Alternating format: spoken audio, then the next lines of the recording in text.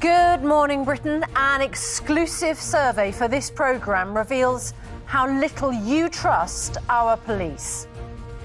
The police have definitely lost public faith. They have most certainly lost the public's trust. I'd be more inclined to trust female police officers over male. After the conviction of predators in uniform, just 1 in 9 women tell us they have complete trust in a police service in crisis. Escalating the conflict, German tanks are to be sent to battle for the first time since World War II. And it's confirmed 2 Britons are killed on a rescue mission in Ukraine.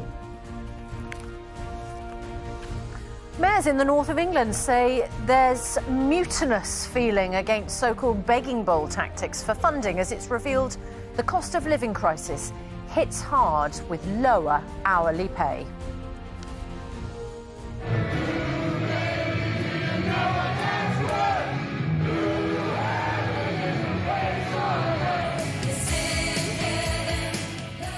And Belinda Carlisle's putting the go-go in this team of Warrington rugby players. But would she ditch Dolly, Cindy, Gloria and Debbie to get on the pitch? Not sure what that means. But anyway, we're going to ask her that or something like that before 9 o'clock. What does that mean? A cold, foggy and frosty start to the day in the south, but turning wetter and windier from the north. I'll have all the details of that and more coming up on Good Morning Britain. Wednesday, 25th of January, 2023, live from Television Centre in London.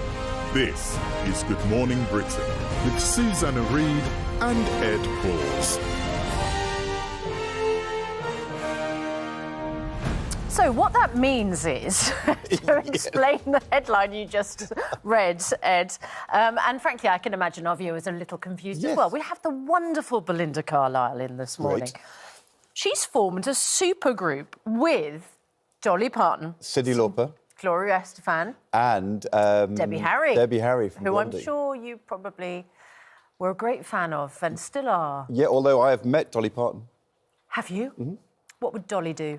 So Dolly she came with the leader of Rotherham Council with me to, when I was Education Secretary. Right.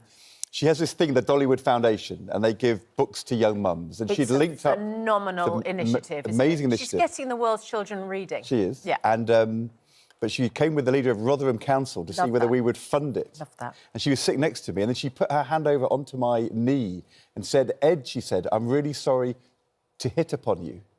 And I said, Dolly, you can hit upon me any time you like. Of course. And it turns out that actually she was talking about asking for money. Yes. That's what it is. So it's an American version of hit upon you. Yes. As opposed to a British version. Yes, well... So I've got a photo of me and Dolly. And did you provide what she was asking for, No. Ed Balls? No. Look at you! There we are. Wow. Dolly. Blimey. Do you know the funny thing about that story? Dolly hasn't changed a bit. The permanent secretary of the Thank you. The permanent secretary of the Treasury had said to me, this is not an appropriate meeting. And I said, well, you know, I think it's fine, we should have it anyway.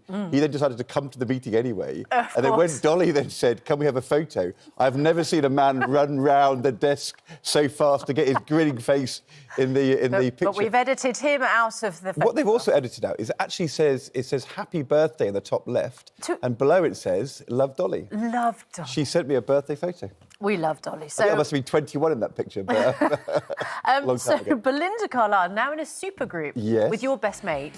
And the reason that we're talking about... That was a bit of a kind of digression, wasn't it? ...going onto the pitch is because not far away, Warrington, Moor Rugby Union Football Club, said they would do anything in the world to meet Belinda Carlisle because their unofficial anthem is... Ooh, baby, heaven is a place on earth. Which they play at the end of the games. Oh, they play it whenever they can. Yeah. In the pub, on the pitch, in the training I saw that clip earlier and thought... Dressing rooms. I was trying to spot Belinda Carlisle in this clip, but I just couldn't see her in there. And then suddenly she emerged. So... But why, to get on the pitch, would she need to ditch Cindy and Dolly? Because, I mean, one, they could go on the pitch if they wanted, but why would they be there?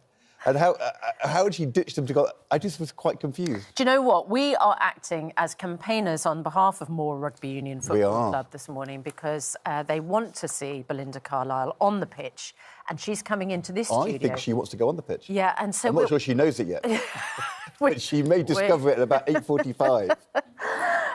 So does that explain everything? Are you clearer now? No. Why does she have to ditch the supergroup to go on the pitch? She's got a tour on her own around the UK, which I think starts in Cambridge and goes around the country. She can go via Warrington. Yeah. She doesn't need Cyndi Lauper or Dolly Parton. Do you know when people say, I think you're overthinking this? I think you're overthinking Halfway this. through the sentence, I just couldn't...